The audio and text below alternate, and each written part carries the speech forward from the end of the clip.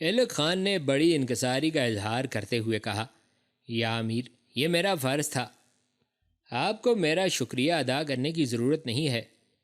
دونوں بائیں طرف آئے اور پتھروں پر پاؤں جما کر بڑی احتیاط سے نیچے اترنے لگے تھے۔ کوئی 25-30 ہاتھ نیچے جانے کے بعد اچانک ایلک خان چلا اٹھا، یا امیر، آپ کا آہنی پنجہ اس چٹان میں پھنسا ہوا ہے اور رسہ نیچے لٹک رہا ہے۔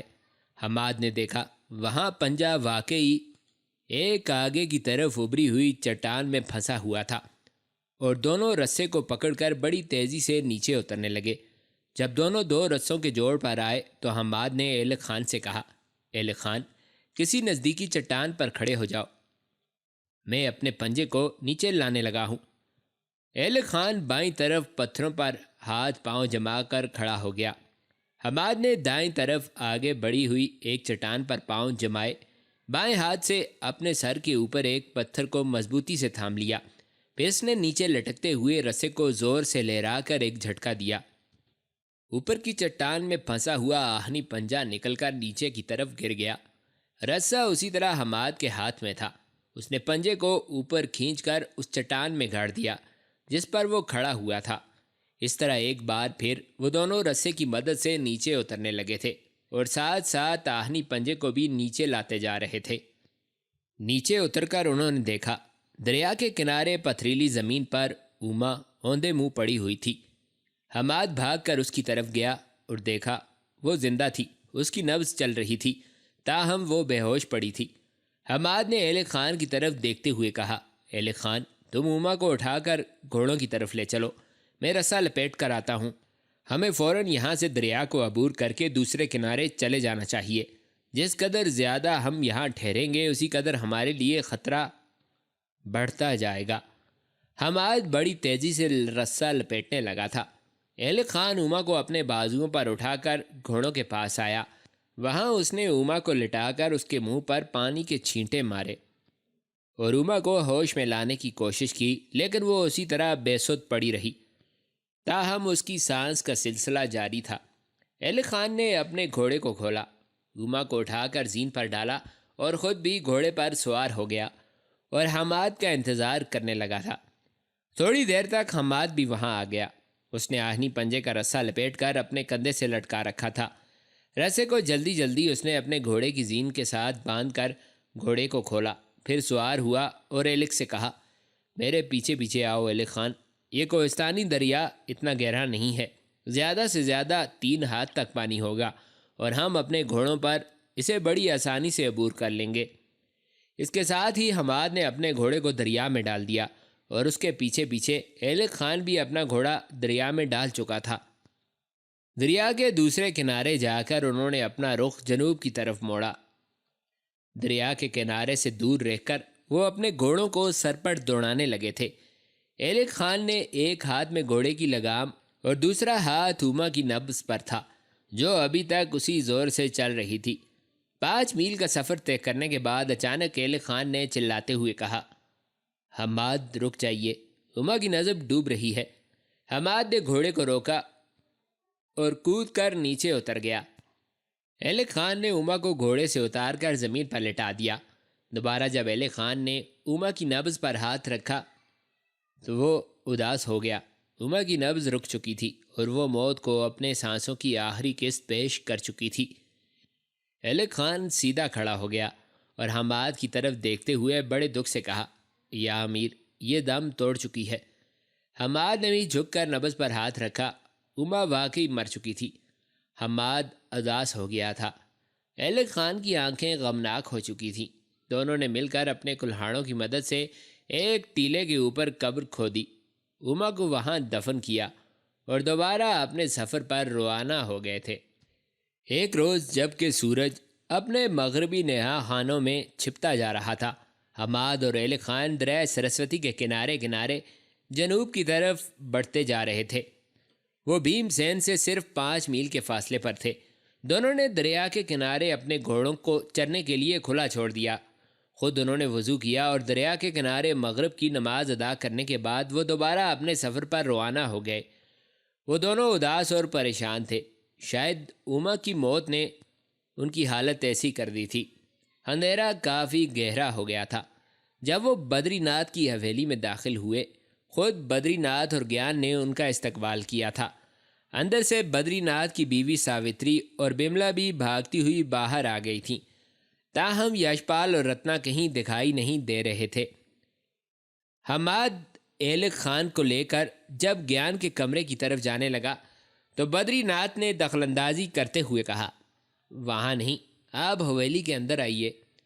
حماد نے بڑی انکساری سے کہا، میرے لیے وہی کمرہ مناسب ہے۔ اور پھر رتنا، بدری ناتھ نے درمیان میں بولتے ہوئے کہا، وہ دونوں بہن بھائی یہاں نہیں ہیں۔ حماد نے پریشان ہو کر پوچھا، کہاں گئے وہ؟ بدری ناتھ کا لہجہ پریشان کن تھا۔ میں سب کچھ بتاتا ہوں، پہلے یہ بتاؤ اوما کہاں ہے؟ اور جواب میں حماد نے نگر کوٹ کے اس مندر میں پیش آنے والے پورے واقعات اور اوما کی موت کی داستان تفصیل سے سنا ڈالی تھی۔ بدری ناتھ، ساوتری، بملا اور گیان اداس اور افسردہ ہو گئے تھے۔ گیان پوری داستان سننے کے بعد حماد اور ایلک خان کے گھوڑوں کو چارہ ڈالنے کے لیے استبل کی طرف چلا گیا۔ بدری ناتھ، ساوتری اور بملا حماد اور ایلک کو لے کر اسی کمرے میں آئے جس میں زخمی یشپال کو رکھا گیا تھا۔ اس کمرے میں 3 صاف ستھرے بستر لگے ہوئے تھے، شاید وہاں حماد اور ایلک کی رہائش کا بندوبست کیا گیا تھا۔ سامنے والے بستر پر بیٹھتے ہوئے حماد نے بدری ناتھ کی طرف دیکھتے ہوئے کہا، آپ رتنا اور یشپال کے متعلق کچھ کہنے والے تھے۔ بدری ناتھ حماد کے سامنے ایلک خان کے ساتھ بیٹھ گیا، جبکہ ساوتری اور بملا دائیں طرف تیسرے بستر پر بیٹھ گئی تھیں۔ بدری ناتھ کی غمگین آواز کمرے میں ابھری، رتنا کو اجمیر کے راجہ رائے پتھورا کے آدمی اٹھا کر لے گئے ہیں۔ حیرت سے اپنی جگہ پر اچھلتے ہوئے حماد نے پوچھا، کب اور کیسے؟ بدری ناتھ کی کپکپاتی آواز سنائی دی، تمہارے یہاں جانے سے کچھ ہی روز بعد یشپال کے زخم ٹھیک ہو گئے اور وہ اسماعیل کو لے کر اس کی بستی چھوڑنے چلا گیا۔ اس کی غیر موجودگی میں رتنا چند دن کے لیے اپنے دوسرے ماموں اور میرے بھائی لیکھ راج کے ہاں چلی گئی تھی۔ میرے اسی بھائی کے بیٹے ارجن سے رتنا کی سگائی بھی ہو چکی ہے۔ شاید یہ آپ جانتے ہیں کہ رائے پتھورا ایک عرصے سے رتنا کے پیچھے پڑا ہوا ہے اور اسی نے اس کے ماتا پتا کو قتل کرا دیا تھا۔ لیکھ راج کے گھر رہتے ہوئے رتنا کو ابھی 2 ہی روز گزرے تھے کہ رائے پتھورا کے آدمی اسے تلاش کرتے ہوئے بھیم سین میں داخل ہوئے۔ بدقسمتی سے رتنا اس وقت گلی میں تھی۔ رائے پتھورا کے آدمیوں نے اسے دیکھ لیا اور اسے پکڑ لینا چاہا۔ رتنا بھی انہیں پہچان گئی اور بھاگ کر ماموں کے گھر داخل ہو گئی۔ راجہ کے آدمی گھر میں داخل ہو گئے اور زبردستی رتنا کو اٹھا لیا۔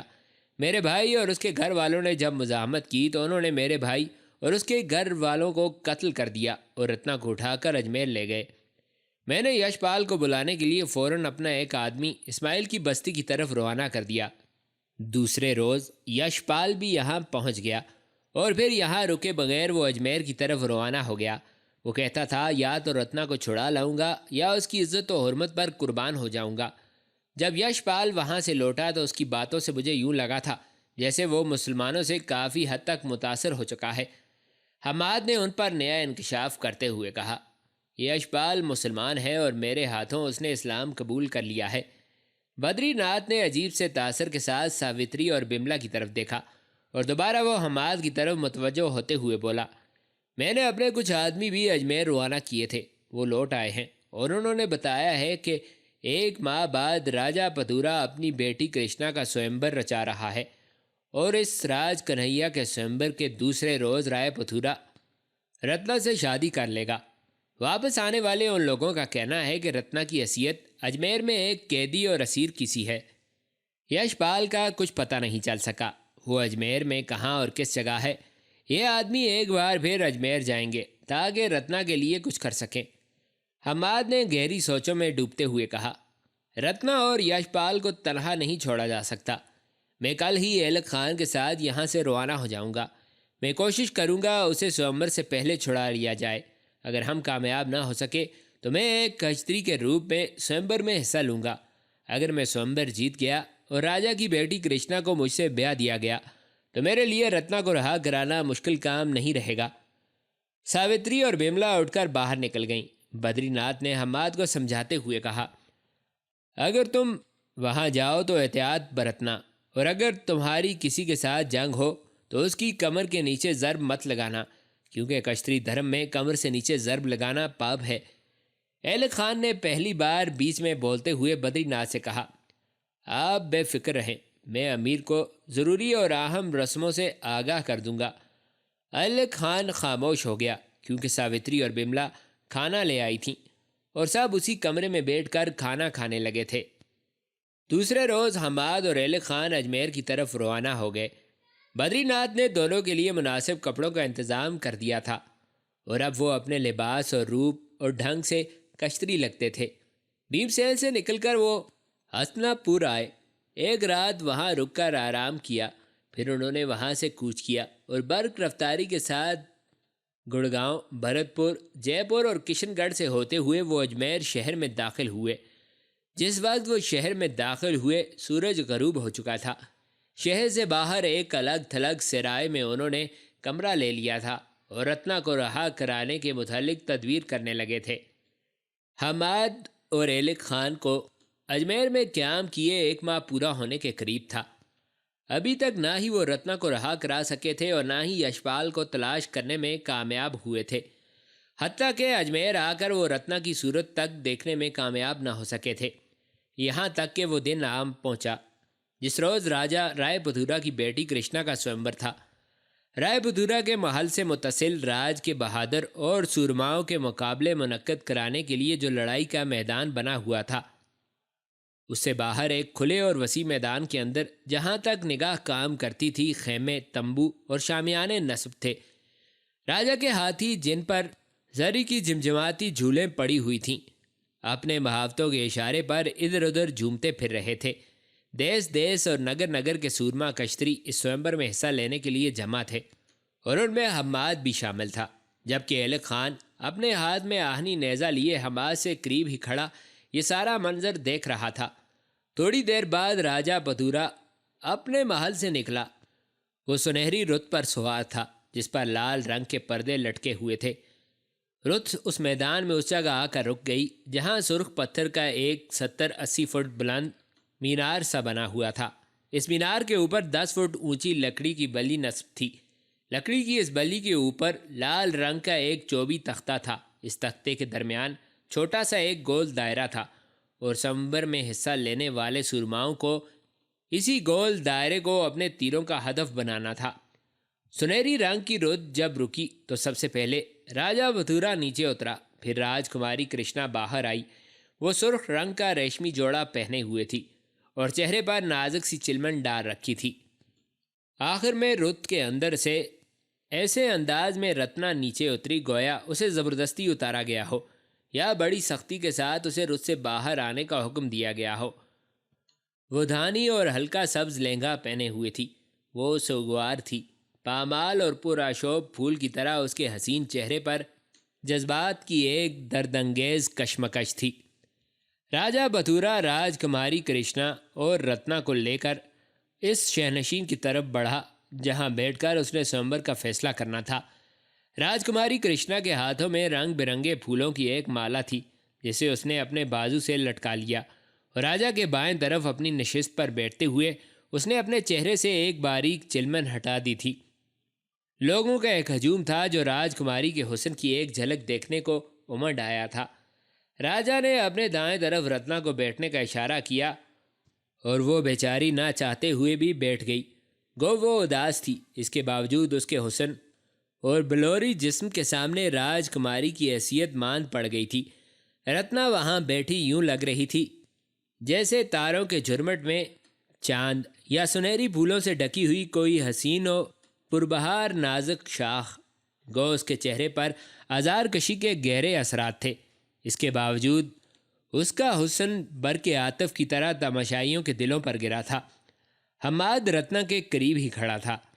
اس نے اس خیال سے اپنے چہرے پر خود کا آہنی نقاب گرا لیا تھا کہ کہیں رتنا اسے دیکھ نہ لے اور اپنی فطری نفرت کے سبب اس کا راز نہ کھول دے۔ راجہ پدھورا نے ہاتھ کے اشارے سے سوئمبر رچانے کا حکم دیا۔ سوئمبر میں حصہ لینے والے سورما کشتری ایک لائن میں کھڑے ہو گئے۔ شاہنشین کے قریب ہی راجہ پدھورا کے کارندے جمع ہو گئے تھے اور وہ ان سورماؤں میں تیر تقسیم کرنے لگے تھے۔ ہر سورما شہنشین کے پاس سے گزرتا راجا کے آدمی اسے 5 تیر تھماتے اور وہ چکر کاٹ کر اس برج سے ذرا فاصلے پر مشرق کی جانب جا کر کھڑے ہو جاتے، جس برج کے اوپر ہدف کا تختہ تھا۔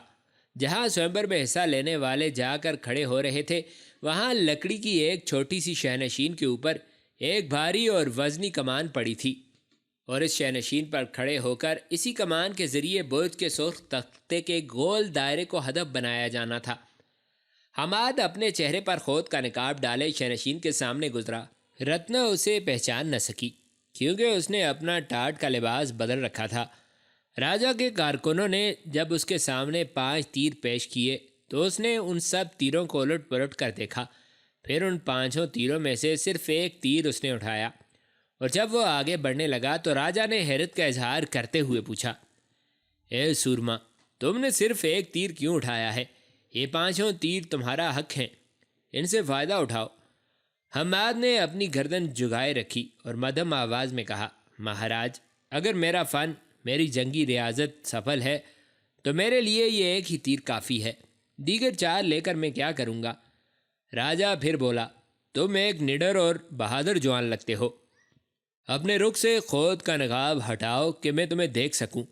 حماد نے منت کرنے کے انداز میں کہا، مہاراج، میں کرشن کے بت کے سامنے کھڑے ہو کر سوگند کھا چکا ہوں کہ میں اپنے چہرے سے اس وقت تک نقاب نہ ہٹاؤں گا جب تک یہ سومبر جیت نہ لوں۔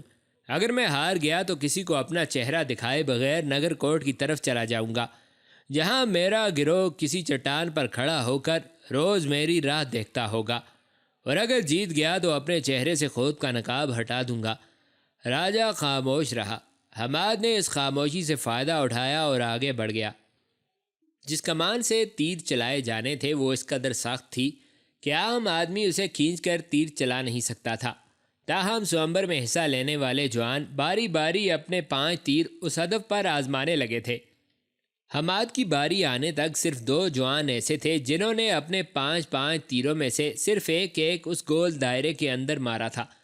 حماد کی جب باری آئی تو اس نے شہنشین پر رکھی ہوئی کمان اٹھائی، ایک بار اسے کھینچ کر اس کا جائزہ لیا، پھر تیر چلا پر چڑھایا، نشانہ لیا اور دبی زبان میں کہا، میرے اللہ، اس امتحان میں مجھے کامیاب رکھنا۔ پھر حماد نے کمان کھینچی، آنکھوں کا ایک ٹیڑھا زاویہ بنایا، اپنی سانس روکی اور تیر چلا دیا۔ سنسناتا ہوا تیر اپنے ہدف کے عین درمیان جا کر لکڑی کے تختے پر پیوست ہو گیا۔ حماد کے یوں پہلا ہی تیر ہدف کے اندر مارنے پر لوگ تالیاں بجا بجا کر اور اپنی جگہوں پر اچھل اچھل کر اپنی اپنی خوشی کا اظہار کرنے لگے تھے۔ شہنشین کے ایک طرف کھڑا ایلک خان بھی حماد کی کارگزاری پر مسکرا رہا تھا۔ حماد کے بعد 2 اور جوانوں نے بھی ہدف کے اندر تیر مارے تھے، اور اس طرح حماد سمیت 5 ایسے جوان سامنے آئے جو تیر اندازی کے اس مرحلے میں کامیاب ہو گئے تھے۔ جو ہی آخری جوان ہدف پر تیر چلا کر فارغ ہوا تھا، سب تماشائی اپنی جگہوں سے اٹھے اور راجا کے محل سے متصل اس میدان کی پتھریلی سیڑھیوں نما نشستوں پر جا کر بیٹھنے لگے تھے، جس کے اندر سورماؤں کے تیغ زنی کے مقابلے منعقد کرائے جاتے تھے، اس لیے کہ حماد سمیت جو 5 جوان تیر اندازی میں کامیاب ہوئے تھے ان میں سے صرف ایک کا انتخاب کرنے کے لیے تیغ زنی کا مقابلہ ہونا تھا، اور اس مقابلے میں جیتنے والے کو حسین کرشنا کا شوہر بننا تھا۔ راجا بدھورا کرشنا اور رتنا کے ہاتھ تھام کر اٹھا اور اس میدان پر بنی ہوئی شہنشین پر آ کر بیٹھ گیا جس میں مقابلے ہونے تھے۔ وہ میدان کنویں کی مانند گول تھا، جس کے چاروں طرف بیٹھنے کے لیے سیڑھیوں جیسی نشستیں بنی ہوئی تھیں۔ سب سے نیچی سیڑھی جو میدان کے اندر تھی، اس کے سامنے لوہے کی مضبوط سلاخوں کا ایک جنگلہ تھا، جس کی بلندی 12-15 ہاتھ سے کسی طور کم نہ ہوگی۔ میدان کے مغرب کی طرف لوہے کا جنگلہ، جس کے قریب 4 آہنی پنجرے بنے ہوئے تھے، جن میں سے ایک کے اندر شیر بند تھا، جبکہ 3 پنجرے خالی پڑے تھے۔ حماد اور دوسرے 4 جوانوں کو موت کے اس میدان کے اندر لایا گیا۔ پہلے حماد کو ایک طرف کھڑا کر دیا گیا اور ان 4 جوانوں کا مقابلہ شروع ہوا۔ ان میں سے 2 آپس میں ٹکرائے تھے۔ مقابلہ اتنا طویل نہ ہو سکا اور ان چاروں میں سے 2 جوان اپنے مد مقابل کو ہرا کر جیت گئے۔ ہارنے والے جوان ندامت سے سر جھکائے ایک طرف ہٹ کر کھڑے ہو گئے۔ اب جیتنے والے دونوں جوانوں کا آپس میں مقابلہ شروع ہوا اور آہستہ آہستہ یہ مقابلہ پرجوش ہونے کے علاوہ طول بھی پکڑتا چلا گیا۔ آخر آدھ گھنٹے کی لگاتار کشمکش کے بعد ان دو میں سے ایک جیت گیا۔ جیتنے والا جوان بری طرح اونچے اونچے سانس لے رہا تھا، شاید وہ تھک گیا تھا۔ راجا کے کارکنوں نے اسے ایک طرف بٹھا دیا۔ اب ہارنے والے تینوں جوان باری باری حماد سے جنگ کرنے لگے۔ حماد نے کوئی زیادہ وقت نہ لیا اور ان تینوں کو ہرانے میں کامیاب ہو گیا۔ اس وقت تک پہلا جیتنے والا جوان بھی تازہ دم ہو گیا تھا۔ مقابلہ تھوڑی دیر کے لیے رکا رہا کیونکہ حماد کو سانس لینے کا موقع دیا گیا تھا۔ اس کے بعد حماد اور دوسرے جیتنے والے جوان کے درمیان مقابلہ شروع ہوا۔ پہل دوسرا جوان حماد پر چھایا رہا اور وہ اپنے دیوا سے نکل کر جارحانہ انداز میں حماد کو اپنے آگے آگے میدان میں چکر دینے لگا تھا۔ میدان کے اوپر کھڑا ایلک خان اداس اور پریشان ہو گیا تھا کیونکہ حماد صرف اپنے دفاع تک ہی محدود تھا۔ اچانک تماشائی چونک اٹھے۔ دفعتاً حماد وحشی اور طوفان بن گیا تھا۔ اس نے دفاع سے نکل کر جارحانہ صورت اختیار کر لی تھی اور اس کے حملوں میں ایسی تیزی اور جودت پیدا ہوئی تھی کہ اس کا مد مقابل اس کے انتہائی خطرناک اور مہلک حملوں کو دیکھ کر لرز اٹھا تھا۔ اب حماد اسے اپنے سامنے اس طرح چکر دے رہا تھا جیسے کوئی خونخوار بھیڑیا کسی میمنے کو جھنجھوڑ رہا ہو، میدان کے ایک سرے سے دوسرے سرے کی طرف لے جاتا ہو۔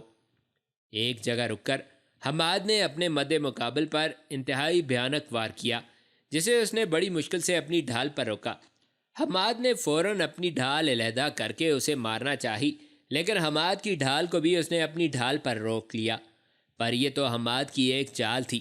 جو ہی دونوں ڈھالیں آپس میں ٹکرائیں، حماد نے اپنی ڈھال اس قدر زور لگا کر اپنے مد مقابل کو پیچھے کی طرف جھٹکا دیا کہ وہ ہوا میں اچھلتا ہوا بڑی بے بسی کے عالم میں زمین پر گر پڑا۔ حماد نے آگے بڑھ کر جب اس پر وار کرنا چاہا تو اس جوان نے فوراً اپنی تلوار پھینک دی اور لیٹے ہی لیٹے اس نے چہرہ اور اپنی چھاتی اپنی ڈھال کی اوٹ میں چھپا لیے، جو اس بات کا اظہار تھا کہ میں شکست تسلیم کرتا ہوں۔ حماد کی جیت پر میدان کے اوپر ایک شور بپا ہو گیا۔ لوگ حماد کی فتح پر خوشی کے نعرے لگا رہے تھے۔ ان میں ایلک خان سب سے پیش تھا۔ اس نے اپنا آہنی نیزہ ہوا میں لہرا لیا تھا۔ راجا کے کارکنوں نے اپنے ہاتھ فضا میں لہرا لہرا کر جب تماشائیوں کو چپ کرایا تو راجا پتورا اپنی جگہ پر کھڑا ہو گیا اور اونچی آواز میں حماد کو مخاطب کر کے کہا، اے سورما، تو بلوان اور مہا شکتی شالی ہے، تو خوش بھاگ اور پرشات والا ہے، تو یہ سوئمبر جیت چکا ہے، اب تو میری بیٹی کا حقدار ہے۔ اپنے چہرے سے خود کا نقاب ہٹا تاکہ میں دیکھوں میری بیٹی کا ہونے والا شوہر شکل و صورت میں کیسا ہے۔ حماد کی جھکی ہوئی گردن تن گئی اور اس نے اپنے چہرے سے خود کا نقاب ہٹا دیا۔ پتورا نے اسے دیکھا اور بے پناہ خوشی کا اظہار کرتے ہوئے کہا، بالکل ویسا ہی چہرہ جیسا نقشہ میں نے اپنی بیٹی کے بر کی نسبت اپنے من میں بنا رکھا تھا۔ اے بے بدل سورما، اپنا اور اپنے باپ کا نام کہہ کہ میں اس بھرے میدان میں تیرا اور تیرے باپ کا نام لے کر تیری فتح کا اعلان کر کے تیری عزت افزائی کروں۔ اور اس اعلان کے ساتھ ہی راجا پتورا کو رک جانا پڑا کیونکہ رتنا غصے میں بل کھاتی ہوئی کھڑی ہوئی اور اپنی پوری قوت سے چلا کر کہا، یہ دھوکہ ہے، فریب ہے۔ راج کنہیا کے سومبر میں ہندو دھرم کے مطابق صرف کشتری ہی حصہ لے سکتے ہیں۔ یہ جوان جو سومبر جیتا ہے یہ نہ کشتری ہے نہ اس کا ہندو دھرم سے کوئی تعلق ہے۔ میں اسے اچھی طرح جانتی ہوں، یہ مسلمان ہے۔ اس کا نام حماد بن خلدون ہے، اس کا گھر نیشا پور میں ہے اور یہاں یہ سوداگری کا پیشہ کرتا ہے۔ رتنا کے اس انکشاف پر ہر طرف معیب خاموشی طاری ہو گئی تھی۔ یوں لگتا تھا تازہ برگ زیتون جیسا ماحول یکدم ویران ہو کر خشک پتوں کی مانند بکھر گیا ہو۔ کرشنا کے چہرے پر چند لمحات کے لیے مغموم سناٹا بکھر گیا تھا، پر جلد ہی اس نے اپنے آپ کو سنبھال لیا اور اس کی نوخیز آنکھوں میں دوبارہ پہلے جیسی دھیمی دھیمی مسکراہٹ رقص کرنے لگی تھی۔ راجا پتورا چند لمحوں تک حیرت و استعجاب کے عالم میں کھڑا حماد کو دیکھتا رہا، پھر نہ جانے اس نے کیا سوچا اور وہ اس کنواں نما میدان کی سیڑھیاں اتر کر آہستہ آہستہ نیچے جانے لگا تھا۔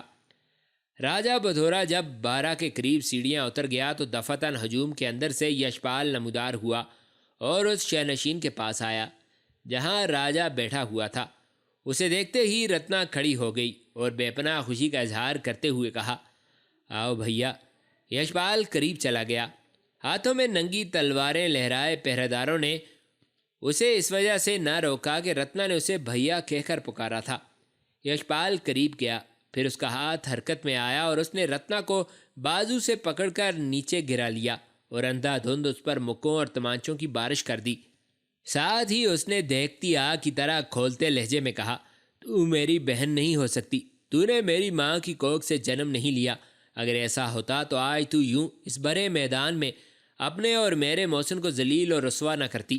کمینی، اس نے صرف تمہیں یہاں سے لے جانے کے لیے سوئمبر میں حصہ لیا تھا۔ وہ چاہتا تھا کہ سوئمبر جیت کر راجہ کے قریب ہو جائے اور موقع پا کر تمہیں لے بھاگے۔ ماموں کے کچھ کارکن بھی یہاں آئے ہوئے ہیں، وہ مجھے ملے ہیں اور انہوں نے مجھے سب کچھ بتا دیا ہے کہ کیوں اور کس لیے حماد نے اس سوئمبر میں حصہ لیا ہے۔ اس نے یہ سارا ڈھونگ صرف تیری خاطر رچایا ہے۔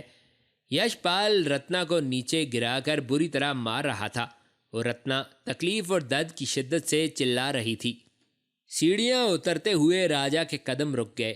وہ واپس مڑا اور سیڑھی پر کھڑے ہو کر اس نے اپنے محافظ اور پہریداروں سے کڑکتی آواز میں کہا، تم لوگ دیکھ کیا رہے ہو؟ ختم کر دو اسے، جس نے یوں سرعام راج محل کی ناری پر ہاتھ اٹھایا ہے، اور وہ بھی جو کل تک اس دیس نگری کی مہارانی بننے والی ہے۔ پہرے دار آگے بڑھے اور ایک ساتھ یشپال پر کئی تلواریں برس گئیں۔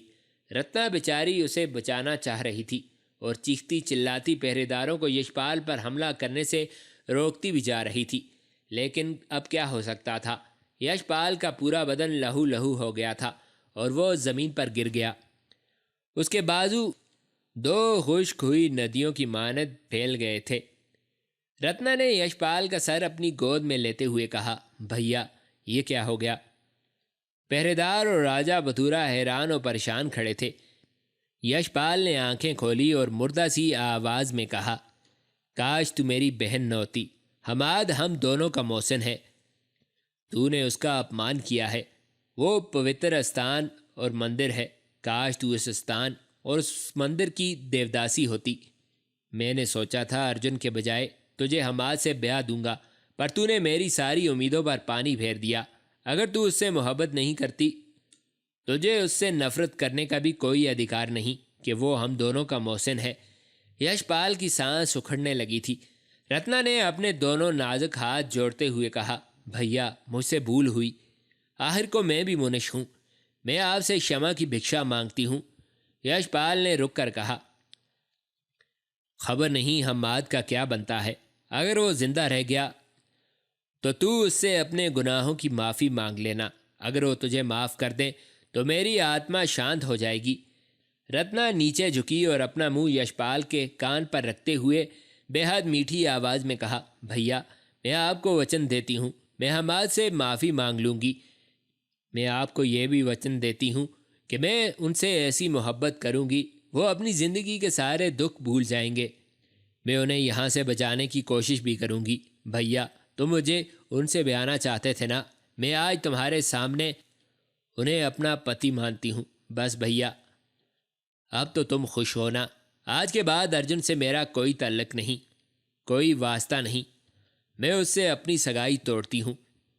یشپال کی طرف سے کوئی جواب نہ پا کر رتنا اسے جھنجھوڑ جھنجھوڑ کر پکارنے لگی، لیکن یشپال مر چکا تھا۔ رتنا بلک بلک کر رونے لگی تھی۔ راجہ بدھورا نے پہریدار کو اشارہ کیا، ان میں سے 2 یشپال کی لاش اٹھا کر لے گئے۔ رتنا نے بھی لاش کے ساتھ جانا چاہا، پر راجہ کے آدمیوں نے اسے زبردستی پکڑ کر وہیں بٹھا دیا جہاں وہ پہلے بیٹھی ہوئی تھی۔ رتنا کی بری حالت تھی اور وہ اونچی آواز میں ہچکیاں لے کر رو رہی تھی۔ وہاں موجود سب تماشائی لوگ پریشان ہو گئے تھے۔ ان کی سمجھ میں کچھ نہیں آ رہا تھا کہ اچانک یہ کیسا انقلاب آ گیا۔ ایلک خان بھی یکدم بدلتی صورتحال کو دیکھ کر پریشان ہو گیا تھا۔